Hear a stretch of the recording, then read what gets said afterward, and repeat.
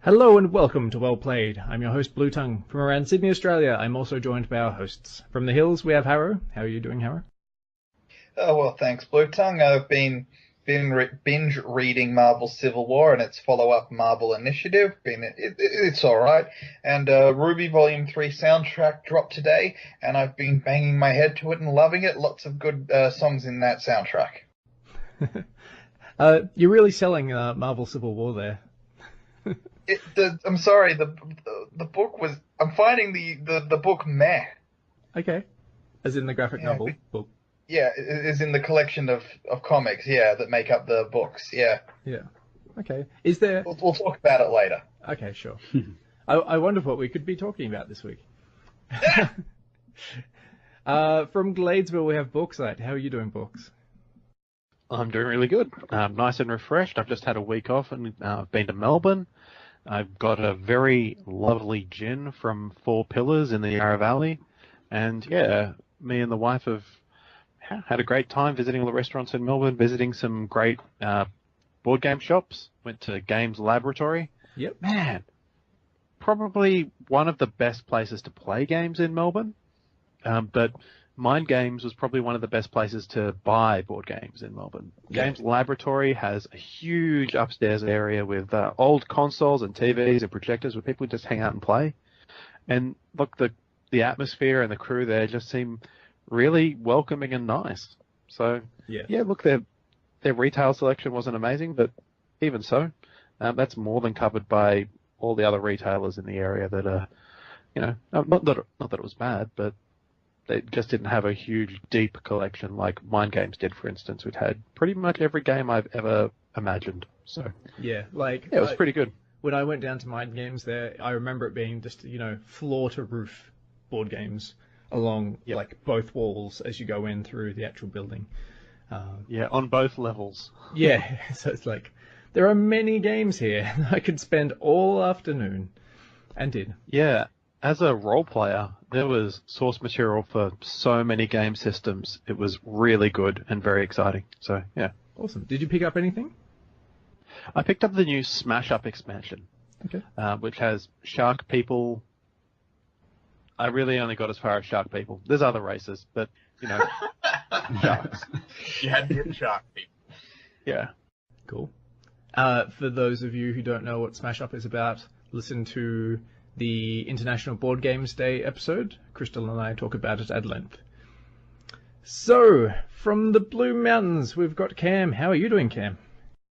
I'm good. I haven't had any trips to Melbourne or amazing kinds of experiences like that to follow up on, but I am looking forward to Free Comic Book Day this weekend. Awesome. Yeah, you're going to come into Sydney? That's the plan. So I'm looking to hit up the... I know that they're not a sponsor here, but here I might as well drop some names anyway. King's Comics have their 30th anniversary sale on, and I'm looking to hit up that. And I can never pronounce the Kinokuniya. Basically, Kinokuniya, they've got another one as well. So I usually like to go between the two of those and just generally lap up the excitement that is people giving away comic books for free. I think it's a great concept. Cool. Getting stuff for free, that does sound like a good concept. And just as a way of getting people into the medium and the kinds of, stories that they'll be trying to preview and all that kind of thing, I always look forward to one of my highlights of the year. Yeah. Can I ask you an especially nerdy question? I think it's pretty established that you can, yeah. Yeah. If only there was some sort of forum for us to have nerdy questions where we could ask each other.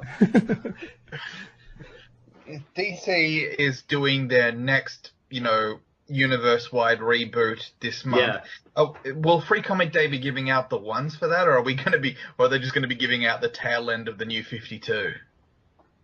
That's a good question. I actually don't definitively know the answer to that. I suspect, and I'm pretty sure I've seen that there will be something around Rebirth, like there'll be some DC issue 1. I really would like to see the full list of what they've got.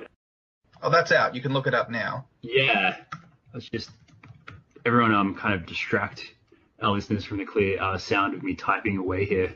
I have a really quick question. Harrow, are they going to have anything free related to Saga? I would I have no idea. Oh, okay. Sorry, I'm not ready to start Saga. When it's close to finishing, then we'll talk. I'm already reading too many ongoing comic series, thank you. Oh, it's an expensive thing. The struggle is real. Yeah. Albeit, I said the same thing about the Wheel of Time Magic. series, is that I'd get into it when he finished it. So, Oh. Well, he's finished. He's pretty finished. Didn't Brandon Sanderson finish it? yeah, but he didn't. Yeah, okay. What was his name? Robert Jordan? Yep. Robert Jordan didn't finish it. Yeah.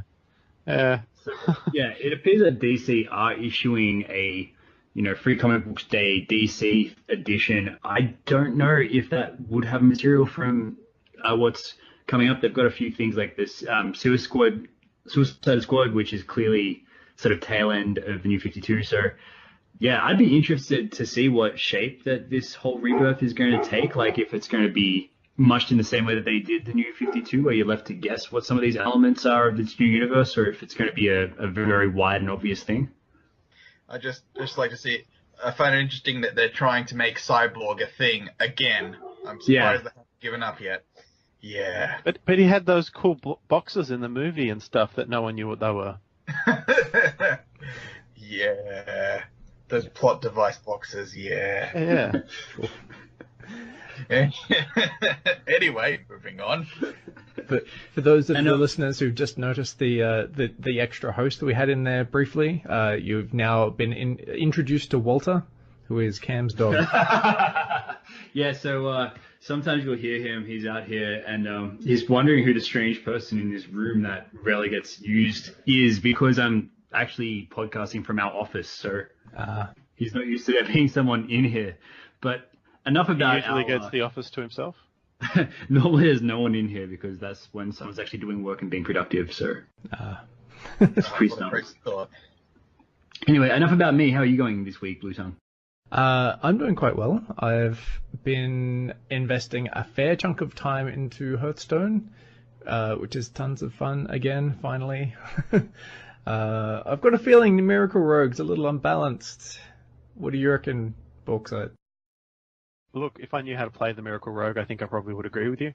I've certainly been beaten by it a few times. I've really been trying to focus on my mid-range Hunter. So it's been okay. They've done some interesting things with Hunter. I miss the Rush decks, though, because I just prefer a short game. Yep, So exactly. Win or lose, I just want it over with.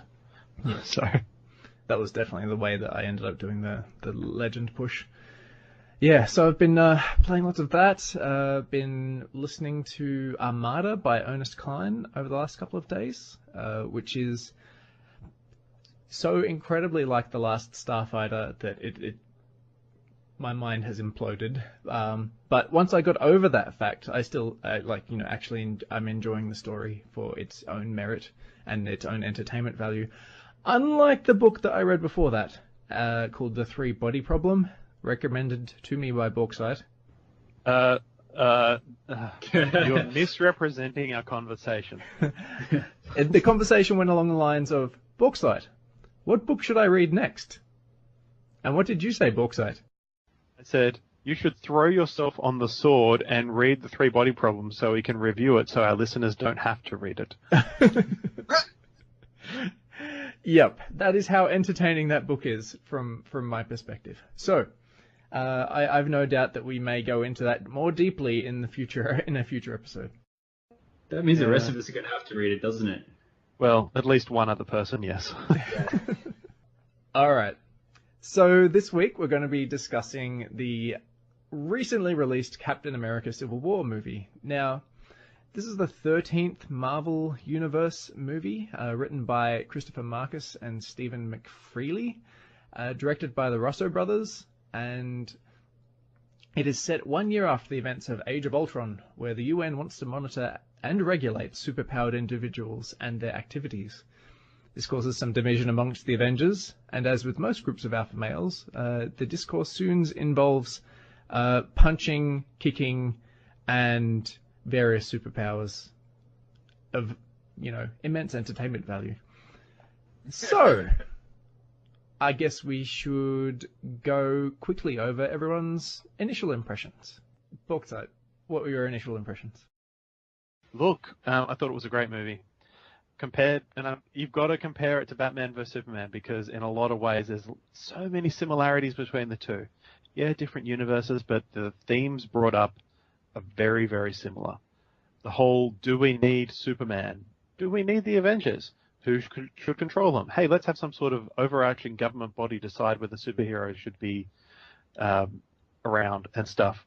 And look, I think one big difference from the crushing awfulness that was Batman vs Superman compared to this is that Marvel has earned this.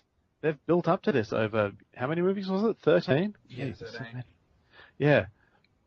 We haven't had Man of Steel and then this. Exactly, yeah. They've built up to this, and they had a bit of a dud in Age of Ultron in order to set this up.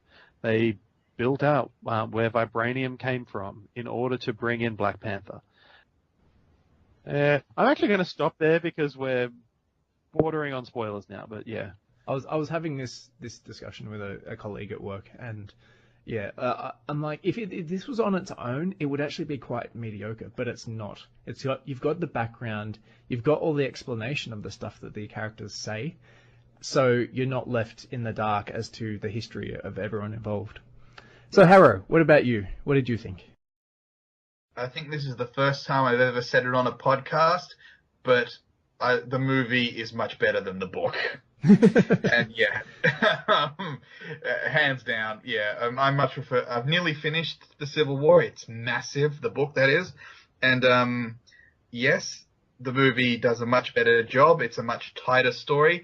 I'm not falling over myself with love like a lot of other people are for the movie, but it's definitely up there with Marvel's best. Yeah. I still personally feel like Winter Soldier is the apex of the Marvel universe for me at the moment. Oh wow, that's a unique opinion. Yes. No, it's an opinion that I share. Oh wow. I certainly think that you guys are just both wrong. That's cool. Two of us managed to get it right. No, I Which two? Who knows? All right. Cam, what did you think about it? I actually think I'm between this and Winter Soldier as to exactly which one is the apex. Winter Soldier's up there because I thought that the Russo brothers did something different with it. Their approach was to kind of make Winter Soldier like one of the 1970s political thrillers. So there was all this kind of intrigue and stuff. This one, again, I thought that they directed it amazingly well. I thought that it was something where you love the characters. The Spider-Man, we're going to talk about this a little bit later, but Spider-Man was amazing in this. Pun very much intended. Spider-Man? Really? Yes, he was an amazing Spider-Man. Sensational, spectacular. Peter Parker. Basically, I thought here that we had a decent build-up over all those other movies, as you mentioned.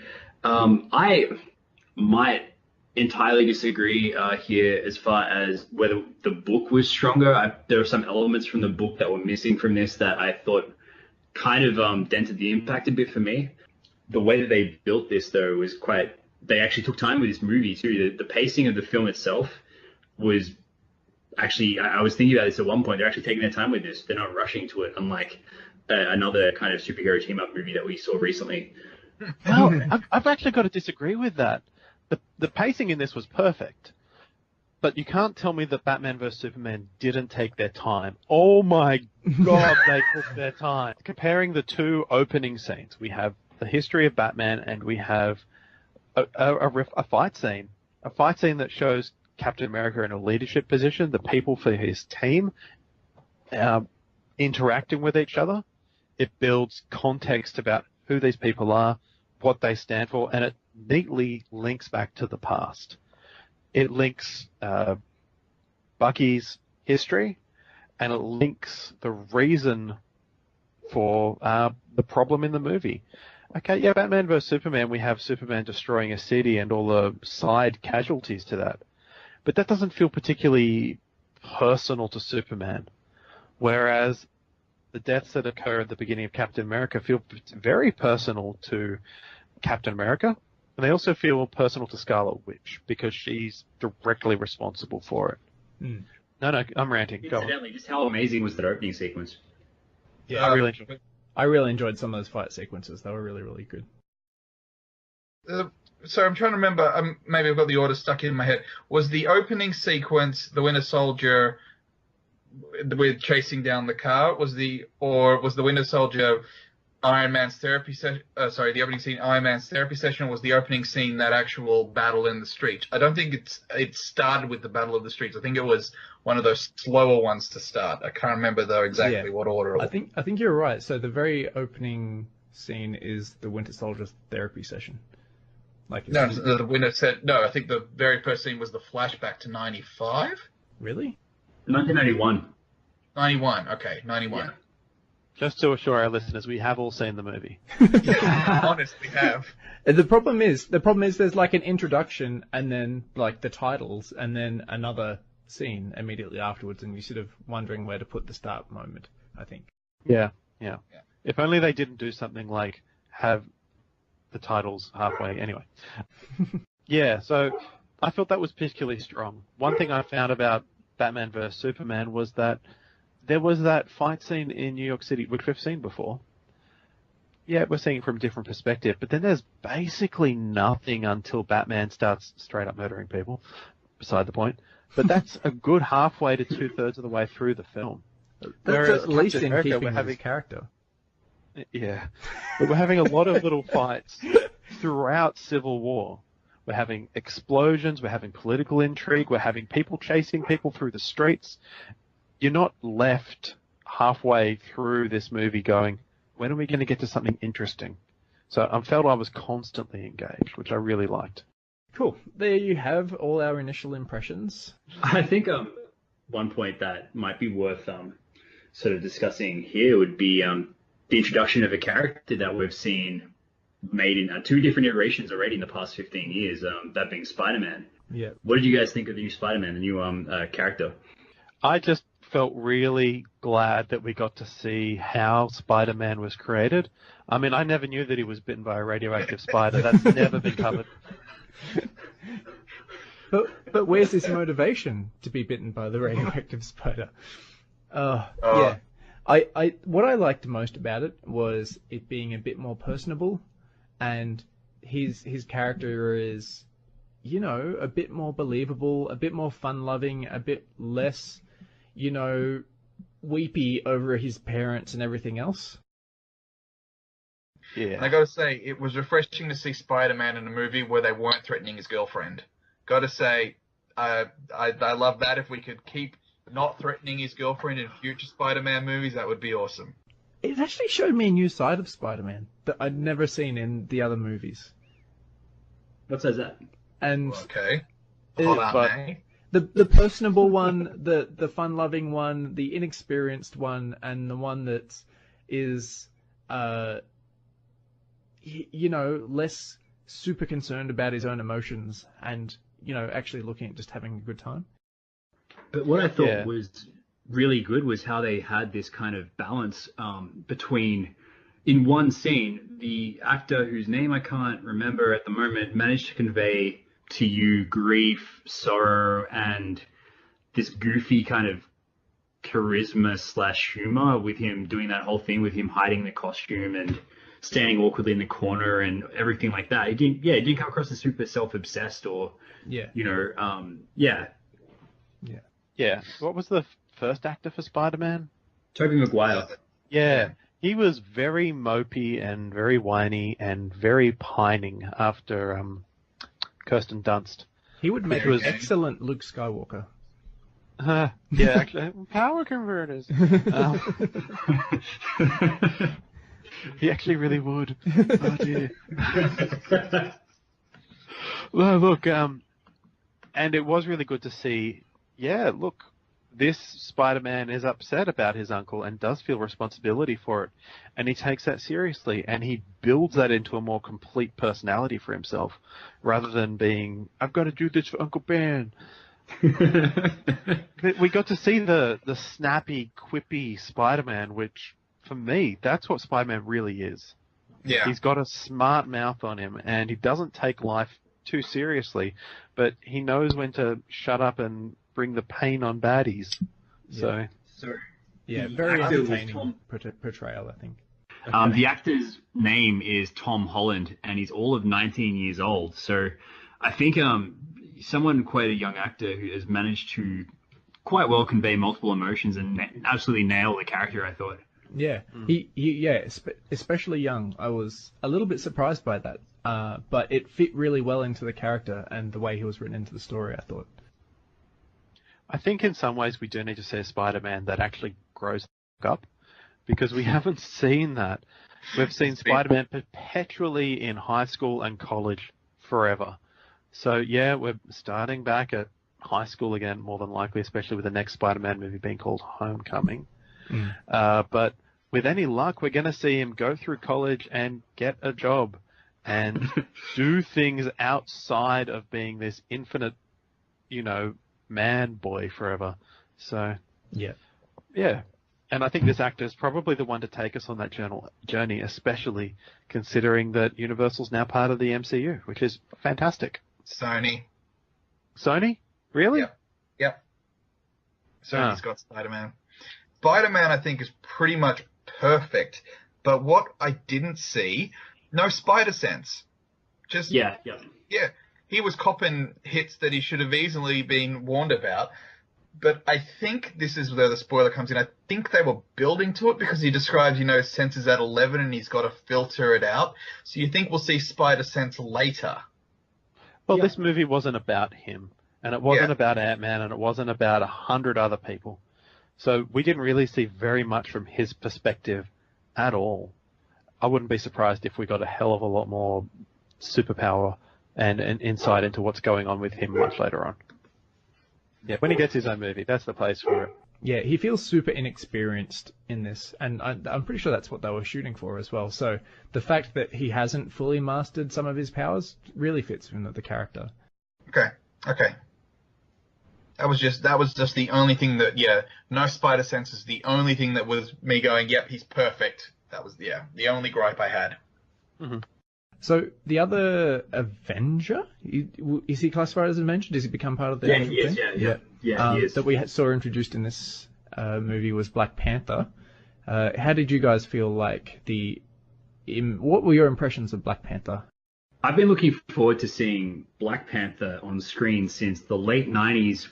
Wesley Snipes was rumored to be, as well as playing Blade, to be doing a Black Panther, and I think that never got off the ground for contractual reasons, but I thought that, I can't remember again the name of the actor that plays the Black Panther in this one, but I thought he absolutely nailed it, and I thought that the character had nice distinct motivations, and without going too much into spoiler territory here, had a nice arc, and I thought that was pretty cool to see. Yeah, Harrow? Yeah. I thought he was excellent. Black Panther is two things. He's a diplomat. He's a warrior. We got to see him doing both those things. It was awesome. Not at the same time, but that's what the Black Panther movie's for. But yeah, they got those two facets spot on. Cool.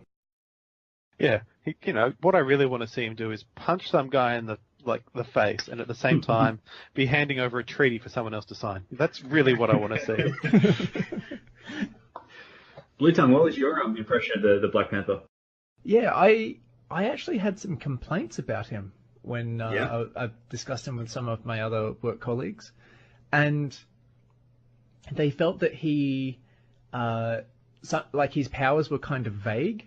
They thought the whole claw thing was a bit wussy, and that it's a little feminine, isn't it? I guess a little bit, but I thought the whole sliding down walls and stuff like that kind of compensated. I'd always like to be able to jump out of buildings and just grab onto a wall to slow my descent. And the fact that he went toe to toe with so many of the Avengers and Winter Soldier through this meant that it really sort of backed up his credibility in terms of, actually deserving a position within the Avengers, I thought. I think in terms of his powers and all that, you really do need to be paying a pretty close attention or be pretty clued up in what's going on in the universe. His powers basically are super agile and wears a suit made out of vibranium. Or Antarctic vibranium, I think, which is like awesome super vibranium. Blah, blah, blah. Which is why it can scratch Captain America's shield. Because it's made out of old, crappy vibranium from the 40s, which they happen to smuggle out of where he comes from. I can't remember the name of the country. Wakanda. Yes. I was going to say, sounds like Rwanda. Yeah, a little bit. Yeah. But it's not. It's certainly not. No, it's legally distinct. Yeah, so there is that. Yeah, I actually think what his story was super vague. He's got a ring and something's going on with Captain America's shield or Bucky's arm and the ring, maybe? Who knows? That was super vague. Yep. But I thought the actor did a fantastic job. We got a really good sense of his motivations, why he wanted to do the things he did, much more so than we ever found out about why Superman wanted to beat up on Batman. So that was really well explained, and in less time as well. And it gave the character room to, make an active decision about what they were going to do, rather than just sort of being pulled along by the narrative. So, I'll just come out and say I liked Vision in this movie, because in the book, there's the Marvel movies don't have access to can't use the Fantastic Four, but in the book, Mr. Fantastic was very pragmatic about his side of the conflict, about superhero registration, and he was very analytical, and this is why we have to do it, and he was, almost deadpan when describing why this is important, and I think Vision filled in that gap really well with this very calm, collected reasoning, following the logical progression. So, Vision filled in very well for Mr. Fantastic. Yeah, okay, fair enough. For those of you who aren't aware, the book has a major portion of time spent with the Fantastic Four and how they get divided by the sides in the Civil War. I'll just leave it at that, but yeah. Another thing I'd like to say is Falcon. I'd like to think, what's the actor's name? Anthony Mackie? Whatever it is, he just gets in there and he goes, I don't want any of this, character development nonsense. Just make me look really, really cool in action.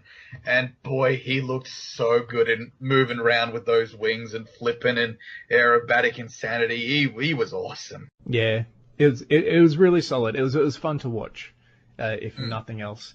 That's an interesting point, actually. We didn't really cover it when we were just discussing Black Panther, but his main fighting style is, as far as I can tell, Taekwondo. I haven't actually found out about that. Okay. Did you hear that, or was that just what you discerned from watching it? That's just what I observed. Like a lot of kicking, a lot of sort of bouncing like between legs, and a lot of sort of follow-up kicks after you've already kicked them once, kind of thing. Much more so than I've seen any of the other characters use.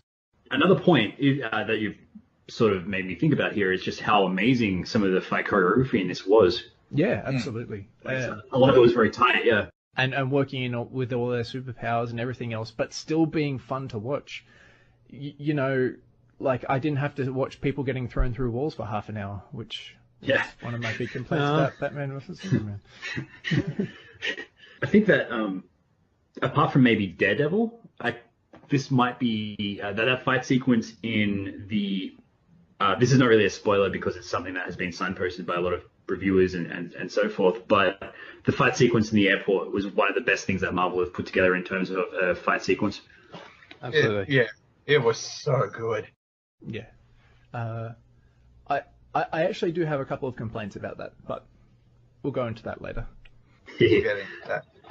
Okay. Something else before we head into spoiler territory. I was going to say one of my big gripes about Age of Ultron was, too jokey, too much humor, taking away from that this is, Ultron doesn't look like a threat. He looks more like a fun team building activity because Yeah. Just all the humor they injected into Age of Ultron. But in Civil War, they got the balance perfect. I laughed enough. I didn't laugh too much. The humor never detracted from the story. I wasn't reminded about just how serious some of this stuff was. So, yeah, top marks on the use of humor in this movie.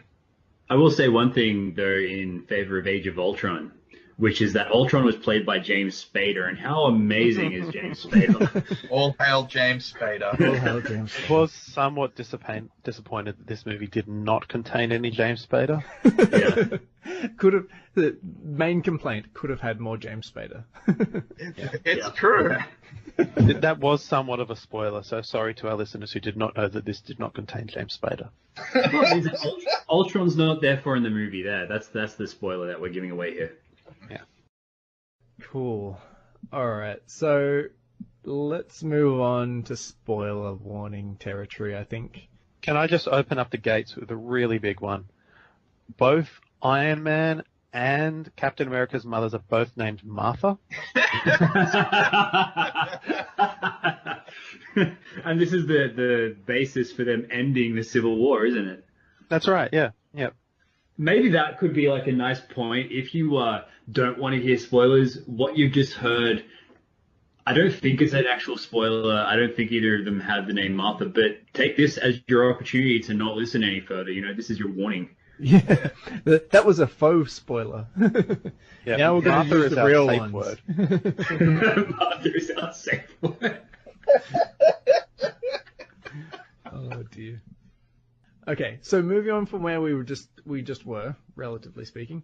My complaint about the fight scene at the airport. Loved the choreography. Loved a lot of the interaction between the characters. I perhaps wasn't that super impressed by Ant-Man going giant. How did you guys feel about that? I loved it. I absolutely loved it. Same. Yeah. Maybe they telegraphed that in the last movie, in the Ant-Man movie. Yep. That we knew it was going to come eventually. And yeah, I'm a bit disappointed that they paid it off so soon. I would have loved a bit more anticipation, a bit more waiting for that. Yeah. But when it did happen, I was like, yeah, Giant Man, awesome. Okay. See, my complaint is nothing to do with the graphics and nothing to do with the fact that he did it. That's cool because, you know, it fits in the character. It makes total sense. My complaint is more the fact that he suddenly became entirely immobile as soon as he went giant. More or less. There was like a little bit of kicking, a little bit of moving, a lot of like swiveling around and stuff like that. I think that sort of is to contrast from his Ant-Man, ant size, where he is hypermobile. Yeah. I guess. Also, I think they also said in the plot there that this is the first time he's tried this. He's not sure if it's going to rip him apart or if he's going to even survive. He passed out the last time. So, yeah, sorry, it's the second time he's tried it, but the first time he's pulled it off successfully. So, first time he's tried it in battle, he's not sure about himself. I was okay with that myself. Okay. Yeah, I can see it from that perspective. Just as soon as something goes massive and then, starts swatting at little things going around them and stuff like that, it just feels a little bit unrealistic compared to what someone would be trying to do in that situation. I don't think he could have been particularly mobile because he just would have immediately outpaced everybody. Yeah. Well, he doesn't need to move around because he is so big. He's already got everything within arm's reach. Yeah. It also would have been really cliche if he was moving around. I think you'd have done the whole shaky cam thing and people losing their footing. I was actually kind of glad he was immobile. Okay. Well, not immobile, just didn't move that much. Yeah, he was just slow. That was kind of my complaint. And it's like, does something big have to be slow? Not necessarily. It was like he was fighting underwater. But by the same token, he was tanking. Just sit there, stand there, everyone look at me. That's what he was doing. Yeah. Yep. He wanted them there. He wanted everyone's attention. Yeah. Does that mean that Black Widow was kiting? I found it a little bit tropey that no one could be blamed really for War Machine getting shot down. Yeah. Yeah. I'd agree with that. Cam? It was a bit disappointing. It did sort of come as a gut punch nonetheless when he went down, and I thought he was going to die. I thought they were going to go for it, but Yeah. This is a Marvel movie. Don't be silly. I fully expected them to either kill Captain America or War Machine or possibly Bucky. And I think this is one of my few complaints about this film is, and something I preferred from the comic was that Captain America died. Now, that's not because I hate Captain America, but I thought that was a nice dramatic moment in that series that was otherwise devoid of genuine drama. And I thought that, not that this was devoid of drama, but I just would have been absolutely keen to see it take place on film. So that was a disappointment. If Sheen had died, though, they couldn't have. Does the chances of Tony and Cap making up decrease? So if he died, then I don't think anyone would believe that they're making up at the end. Oh, I Yeah, mean, that's Captain true. America dying. I actually was quite glad that War Machine survived that. I thought that, it would have been something that would have made their relationship untenable. But the idea of Captain America dying at that point where they were still at odds, I thought was a nice thing in the comics that we missed. But am I alone in that, though? No, not at all. I would have liked to have seen Captain America come back in the Infinity Wars using the Life Stone. Yeah. But that's just not going to happen now. So. But then it's Marvel going back to the same well of he's dead. Oh, not really. So I'm kind of glad they didn't do that. Yeah. Yeah, look, We want to see them do that in the film. you can complain about that well all you like, but that is like the bread and butter of comic books. So. Yes. Also true. So, I have another complaint. I felt like the justification for the whole tracking of and controlling of the Avengers thing wasn't not just justified. So it was justified. It was just really poorly backed up with evidence. So in terms of how they articulated that and the deaths that had happened and stuff, or exactly. So they go through the preceding, movies, Avengers movies, New York, Sokovia, whatever other scenes that they brought up, and it's like in each of those situations, the Earth was going to be destroyed. Why? And you're complaining about the fact that they went in there and stopped it happening? It makes Yeah, but me... you got to remember that we're the audience. We're not the ignorant masses. This is from their perspective. Yeah. And that's actually a big part of the Civil War book that, like, for every what's the name of this? Dang it! What's the name of the school that blew up? What's the name? Stanford. For every Stanford, there is a state or a planet that is saved, but the masses can't look past that. Yeah. Look, it just, like, listening to them go through that list of things rather than just saying, you guys have amazing superpowers that are incredibly dangerous. People are scared and they want you properly controlled. That makes total sense to me.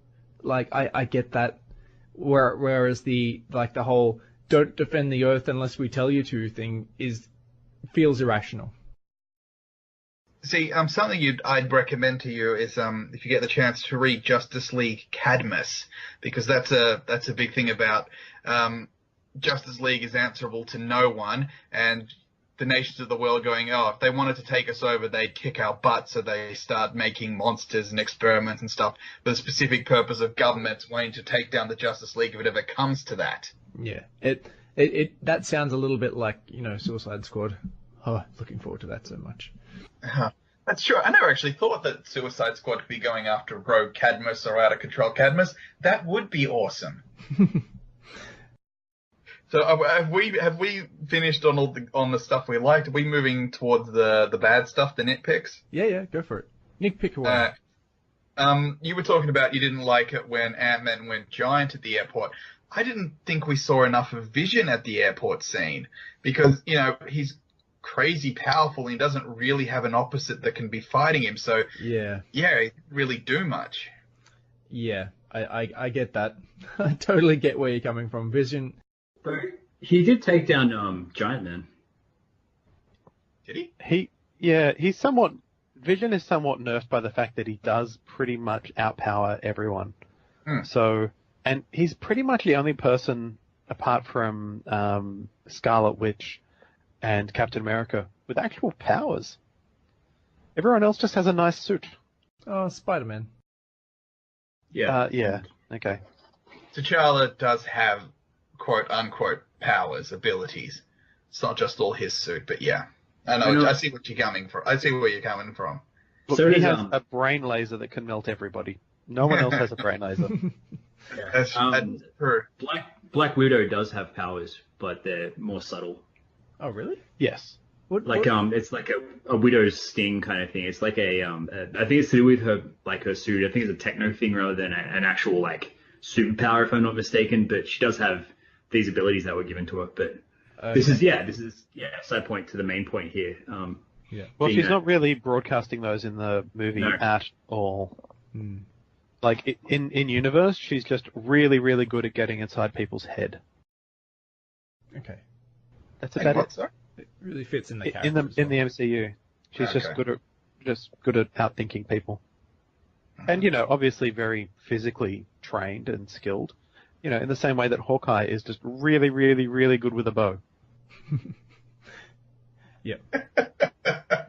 And I mean, He's like in also- the same way, I could be a superhero because of my Excel powers. I can write macros faster than anybody, right? But it's also, he's a highly trained assassin who, he was kind of in the Marvel equivalent of the Bourne program kind of thing. Like that kind of leads though to one of my gripes about the film is, I think Jeremy Renner's Hawkeye is getting better. Don't get me wrong. It's approaching closer to what I liked about the character in the comics, but I don't think he's there yet. Well, he got all of 5 minutes for this one. Yeah. I mean, you didn't love the farm in Age of Ultron? I actually didn't mind that. I That was didn't mind fine. the That was farm. part of. Yeah, it was actually really good to get a bit of a different perspective on him. It sort of did fill out the character. He's not just, hey, I've got good vision and I have a bow. It's also like, he actually built motivations into the character. I really liked the farm scene for the whole Tony Stark going down to fix a tractor element of it. If he'd actually gone and fixed that tractor, I would have been massively entertained because I just love the thought of like this multi-billionaire super techno guy, getting his hands dirty and going and fixing a tractor. So your review of Age of Ultron is 9 out of 10 needs more fixing tractor. Exactly. Yeah. Okay, here's a small nitpick I had. We can all agree that airport scene was amazeballs. Yeah, it was really good. Yep. It was really good. So did the final confrontation between Bucky, Cap, and Iron Man feel like a step down? No. Yeah, I can see that. You can see that, but it didn't feel like that to you?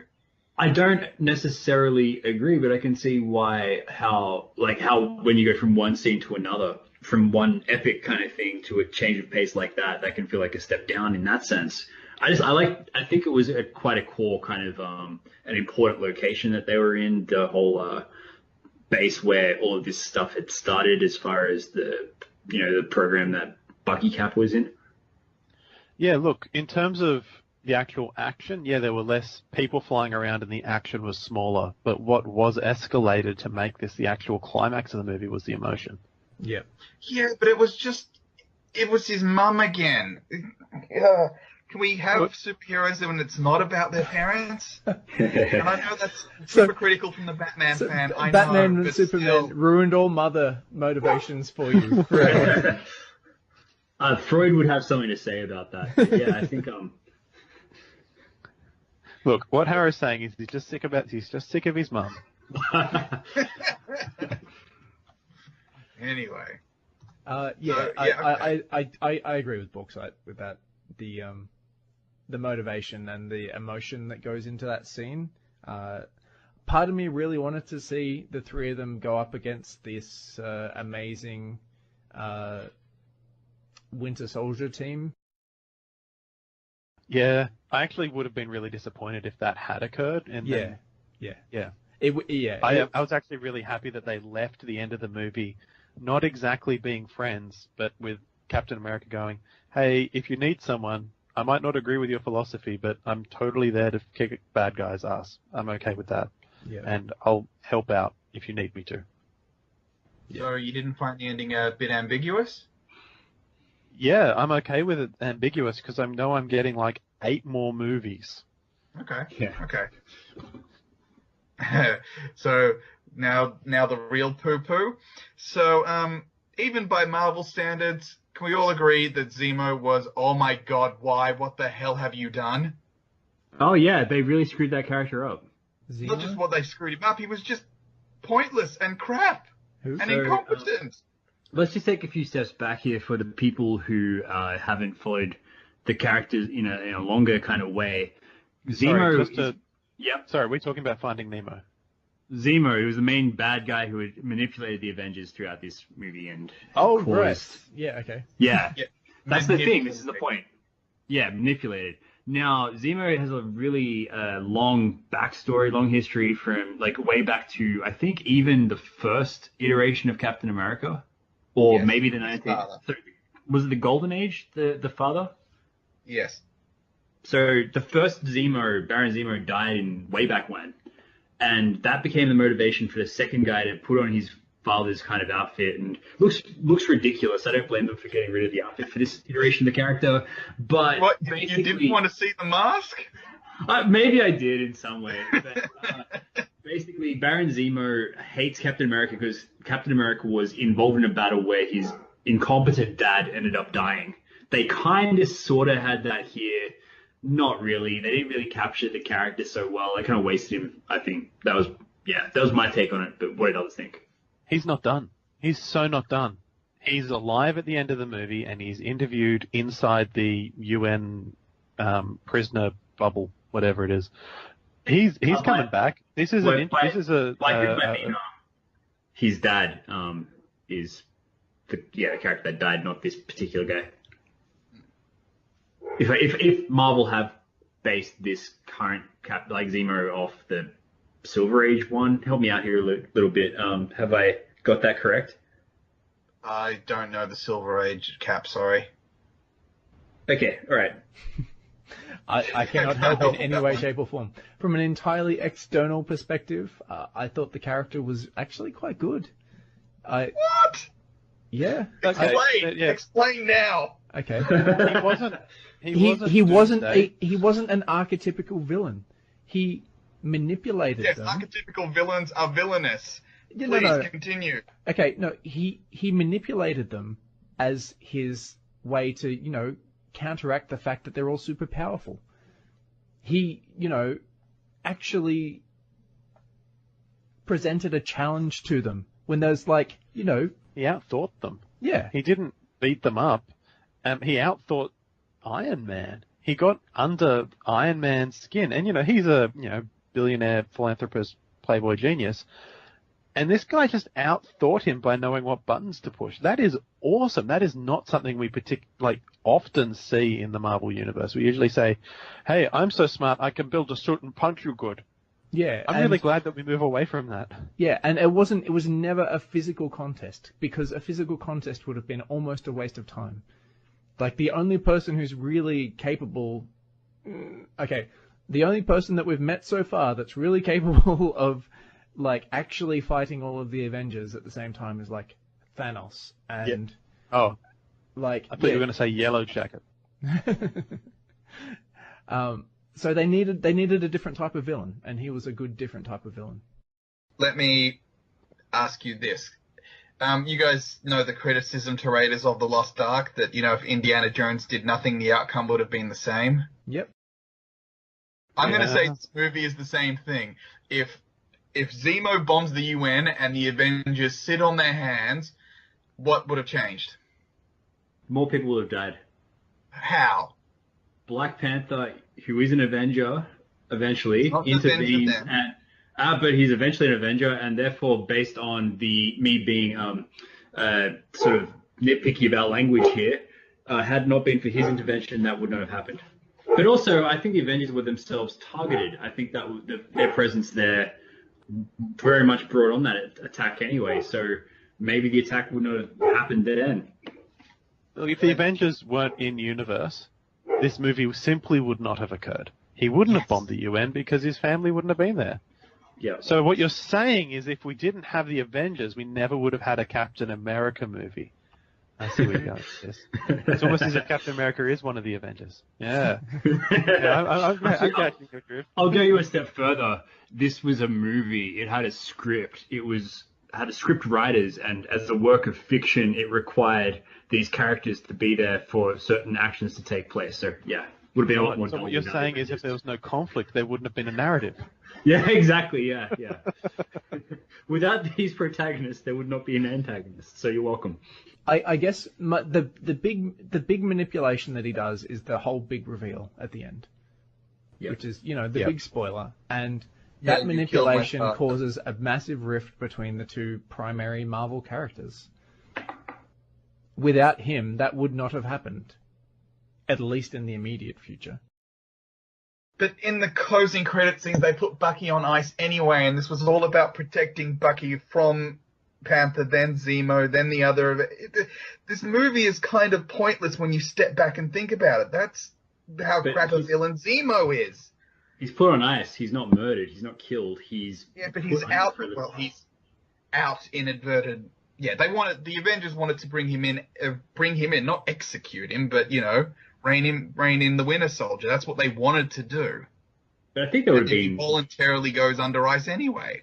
There would have been various degrees of lethal force there and people willing to use it. And I think certainly some of the Avengers, certainly Black Panther at some points, wrestles with whether or not he kills. And I think has a much more compelling arc than do any of, again, make Batman vs. Superman joke here. Yeah, I think you're right. Yeah, Bucky is essentially in the same place. He's not out fighting things. He is on ice. And he's sitting there ready to replace Captain America when he gets killed by Thanos at the end of Infinity Wars 1. But in terms of this movie, what it does is it brings Black Panther out into the world. If Black Panther, was just on his own, some dude wearing black came along and killed this, random person the UN wanted to get. Oh, well, I guess he's gone forever now, and we'll never find out who that mysterious masked man was.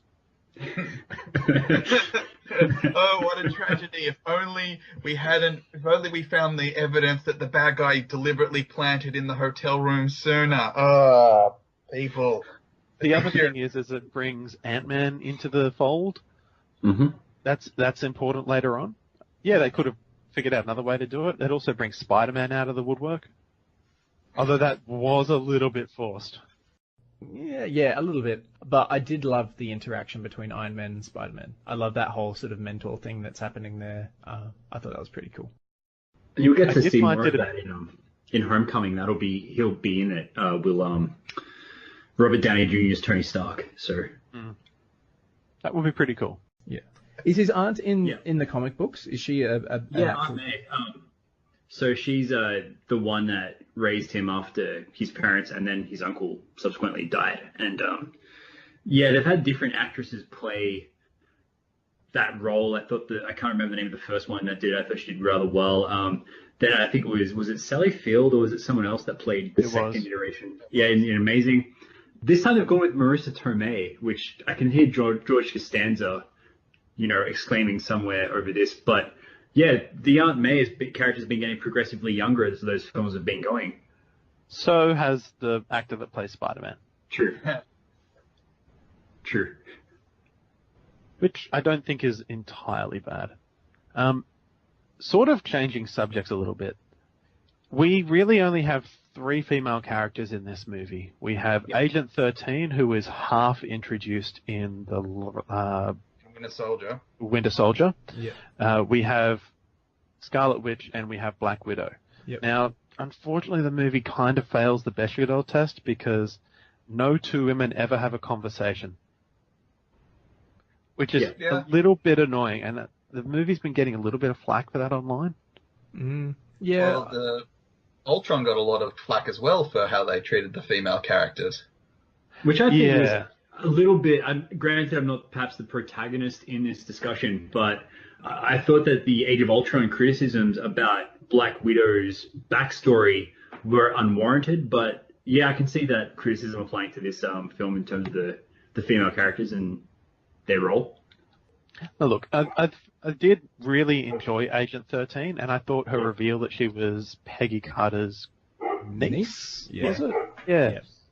I thought that was cool, and it did sort of make it a bit creepy later on when Captain America gives her a big kiss. I'm like, oh, you kissed her auntie, that's weird. Yeah, like, you did have a thing with her, grandmother's sister. Oh, that's a little bit You awkward. just basically kissed your niece. There.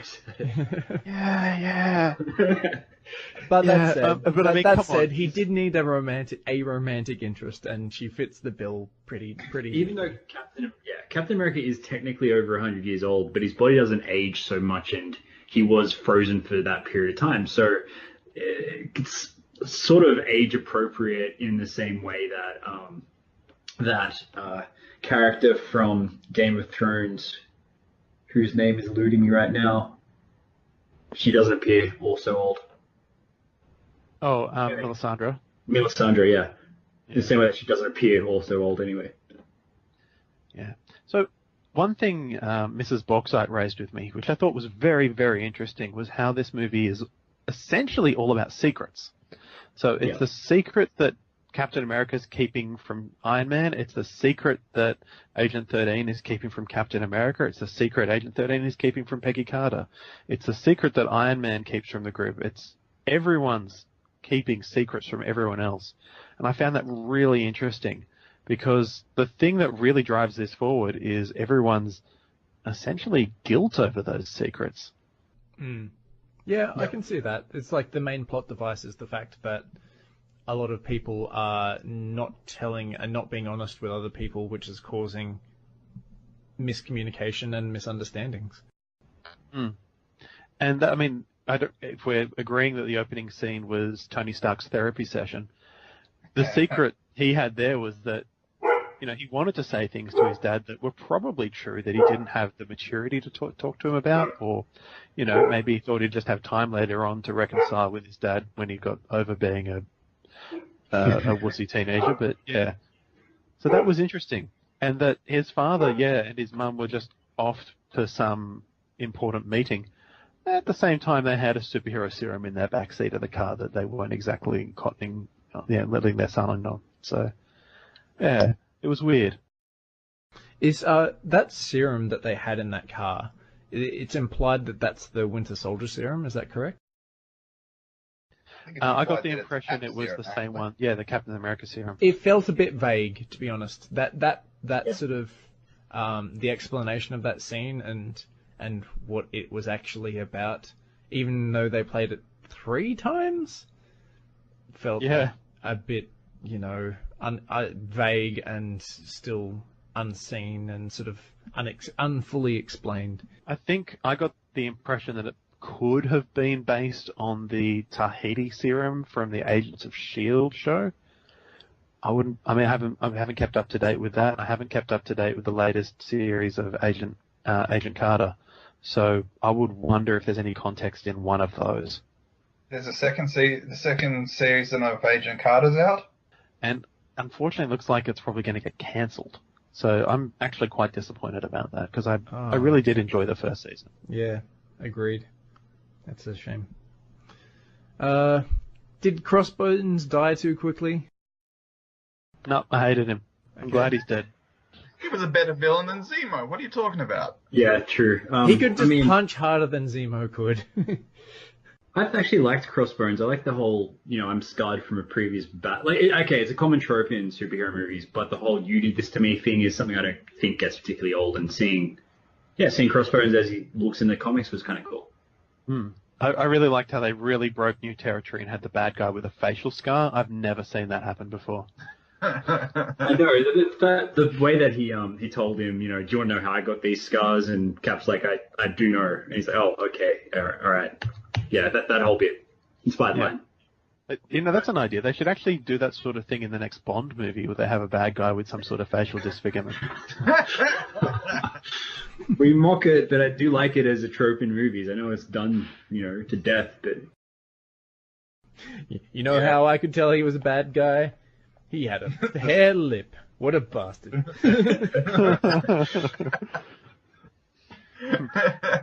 So you're saying that Harkin Phoenix is a bad guy?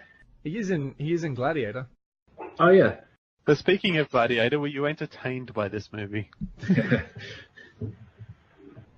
So I was actually pretty tired when I saw this one, and like having taught earlier in the day, so I was kind of sitting there, and at points, maybe it was the pacing, maybe it was the black cinema I was sitting in, but I found myself nodding off and jolting myself out. But when they were hinting at the fact that Spider-Man was coming up, I had a second wind. So I thought the entertainment picked up from there. Yep. Yeah, so did you guys sit through both extra credit scenes? Yes. Only the first one. Okay, so half the cinema walked out after the first one. Yeah. And I was like, you guys, you never ever leave a Marvel movie until the very, very end of the credits. We had parking that was coming up. So yeah. we stood as long as we could. Yeah. Yeah. So what were the ending scenes again? Refresh my memory. There was the one with Spider-Man, where he's all like, hey, I've got cool Spider-Man stuff, and it said Spider-Man will return. And I don't remember what the other one was. The other one was when Bucky put himself on ice, therefore making part of the story redundant. Oh, yeah. Okay. Harrow has opinions about this. Yeah. What about some of the other actors that popped up in this? So Martin Freeman, as in Bilbo Baggins. He was weird in this movie. He did a good job, but he was all like, I'm the super cocky UN guy, and I'm cocky for no reason. Yeah. Okay? It felt, I'm going to say, it felt a little bit forced, to be honest, in terms of the actual character's placement, and it feels a little bit suspicious that someone who's at least relatively high profile fits neatly into that role all of a sudden. Like, is he going to have a future role? So remind me, who was it Martin Freeman was playing?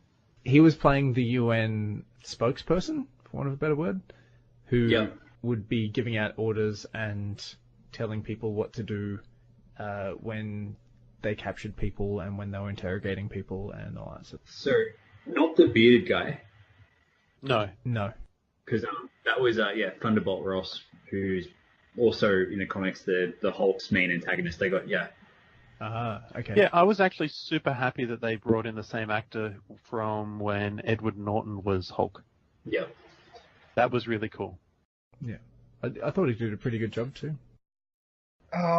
See, but in the book though, would you say it's not Agent 13, Maria Hill that would be doing Thunderbolt Ross's job in the book?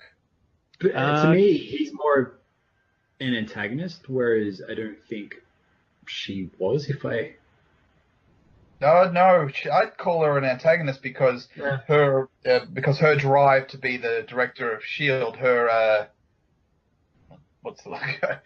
aspirations to be the boss is what's causing a lot of friction in the book. So couldn't Maria Hill have been the elected UN official to try and rein in the Avengers? Did it have to be Thunderbolt Ross?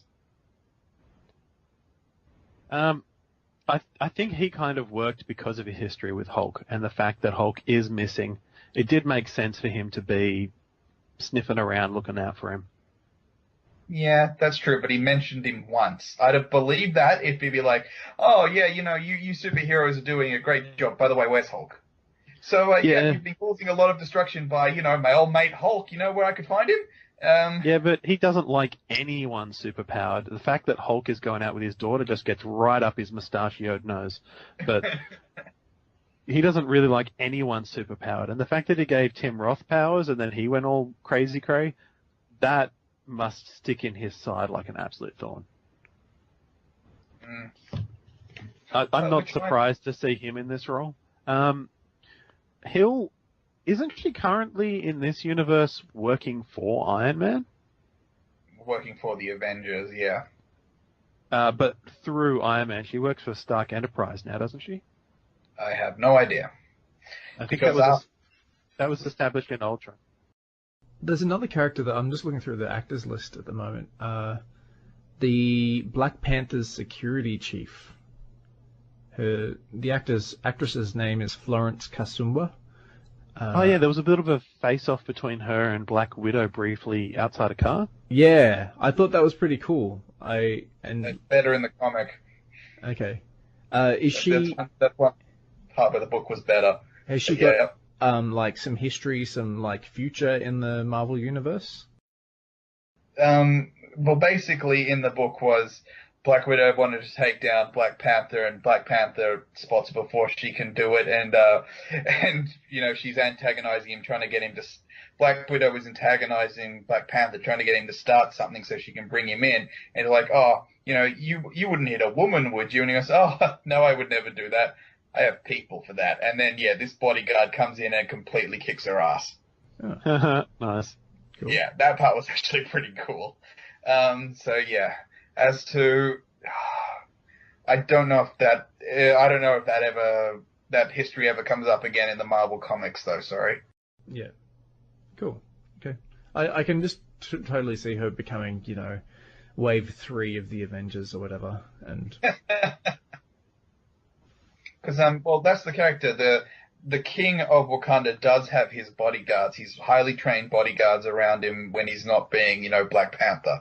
So we'll see this character again in the solo Black Panther movie. Yeah, which should be good. So next up we've got the Doctor Strange movie coming out later this year. Mm-hmm. That should be good. Like I said to Mrs. Bauxite in the movie, I cannot believe that the BBC didn't pick him up and make him a Doctor Who when they could have. That was crazy, because they could never afford him now. No, absolutely not. Are we talking about Cumberquat? Sorry, Ex-Benedict. No, Bumper Car Camper Van.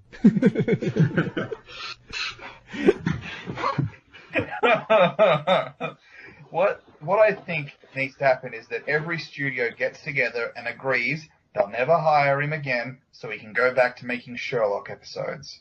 We really need more Sherlock. Because they would just look at it and say, let's look at how much money we're going to make from him being in our piece versus if we don't want to make any money. Yeah, sure, let's lend him back so they can do Sherlock. I'm sure that's what motivates them. Movie theatres are charities. They make this for us out of the goodness of their heart. They're not a crass business. Yeah. Here's an interesting question. Could Iron Man have died at the end? No, he couldn't have. Yeah, I also know. Okay. I just thought when I saw his arc reactor get smashed, I'm just like, oh, he's gonna die now. He doesn't need it to live anymore. Really? He got all the bits of crap removed from around his heart at the end of the third movie. Really? Iron Man 3? Retired for the first time, yeah. How did they manage that? It was a really ambiguous kind of non-retirement. It was I'll always be Iron Man. So is there going to be another movie? Yeah, I'll let you decide. Yeah, when Pepper Potts got de-dragonified, he decided, hey, now's a good time to get this operation where I get all the shrapnel removed from my heart, like I always should have. Yep. Yeah. Before engaging in strenuous activity. Yeah. Look, that's ambiguous because in the comic, I don't believe that's ever really properly fixed. It was more to do with the idea that he needed to be Iron Man to survive. It was more of a thematic kind of thing, was how I looked at that. I mean, logically, as you say, why not just go to a surgeon, a talented surgeon, as soon as you could to get that removed, especially if you're a billionaire and could afford it. So, yeah. If only we had a talented surgeon coming up in the story. You do know that he is American, and healthcare in the States is quite expensive. So that's why he takes up. Even he cannot afford it. Oh my goodness. Is Doctor Strange a medical doctor? He's a surgeon. Yes, he Yeah, is. he's a Yes. surgeon. Yeah. Good. Oh, there you go. I didn't know that. Cool. I've learned a thing. Cool. All right. Final thoughts. Go see this movie. We've spoiled it for you. It's still incredibly good. Yeah. Probably right up there in terms of good Marvel movies. If you don't like superhero movies, well, this isn't for you. I'm definitely going to go and see it again. It's going to be worth a second watch for me. I'll go and find some people who haven't actually managed to see it yet. And of seeing it with my brother again next week. I will say this, if you like the movie and want to read the books, you don't need to read all of Civil War. That's true. They do a lot of coverage, because it affected most of their issues for the whole year or however long it went, the 8-9 months. A lot of the different comics just go over the same stuff. So if you want to read the Civil War book, I think it's 8 Civil War single issues, which is collected in one book, and then at the same time read the Spider-Man stories during that time, because he changes sides, he skirts the line, he's sort of like the moral compass of the story. Yeah. And if you want a third one to pick up for the Civil War arc, I really liked Black Panther in it, so maybe Black Panther as well. Yeah, I think you nailed it there as far as that. That was the one disappointment that I actually hadn't remembered up until now, was that this film did not feature Spider-Man changing sides. That was a very good part about this comic. So I recommend reading, the core trade paperback, not the big omnibus that collects all of this, but if you can get your hands on just the core series, it's worth reading, and the Spider-Man one's are gut-wrenching as well. So there's not much more to recommend it other than that. It's a big event series, and I think we're kind of getting to a point where we're reaching enough of these in comics, but that might be a topic for another day. See, I'm a big X-Men fan, but X-Men mutants weren't really represented in the Civil War book as well. We've had this story a million times for the X-Men with the Mutant Registration Act, which, look, it's been in a million iterations in movies, comics.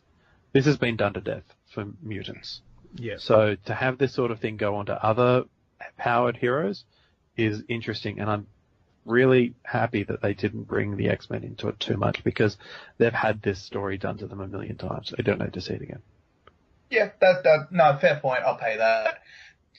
The big storyline leading up to the registration is House of M, and that sort of ties in that the Registration Act is sort of the House of M saw a lot of mutants lose their powers, and then the government's like, what? We don't have to deal with mutants. We can really get a handle on all superpowered individuals now with that large chunk of the population gone. So, but you're right. Registration has been done many times, and it was probably a good thing not to have mutants in Civil War. Well, also the film couldn't have it. Fox, being Marvel and all that. But yes. Marvel and Fox. Also true. It's one of my complaints about the comic is it's just too crowded. There's too many characters.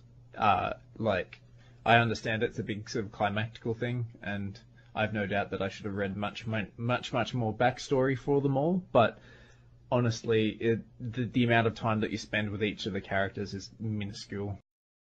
It might come down, though, to personal preferences, because that was something I liked about it. I was concerned that the Civil War movie would not feature enough characters to be a Civil War. I was concerned that we were looking at Captain America Civil Skirmish or Captain America Paintball Game, but this was actually... I still think that this movie had an epic feel to it.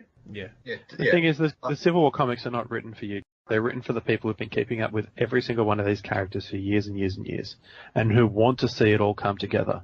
And when somebody appears in 6 frames in a comic, you know who they are, you know why they're there, and you've got all the context for that. So, okay. Yeah, just go into that with that knowledge at least, if you're going to read the comics by itself, like I do. Okay. Thanks for joining us this week. We hope you've enjoyed yourselves as much as we have. You can catch us on Twitter at wellplayedau. You can send us questions, comments, or abuse at wellplayedau@gmail.com. And if you like us, please leave us a 5-star review or a like or whatever it is that you do on whatever platform you're listening to us on. And if you really want to help the show, if you could share us with your friends, that would be fantastic. The more listeners we get, the better content we can produce. Thanks, guys. See you later. Bye. Bye.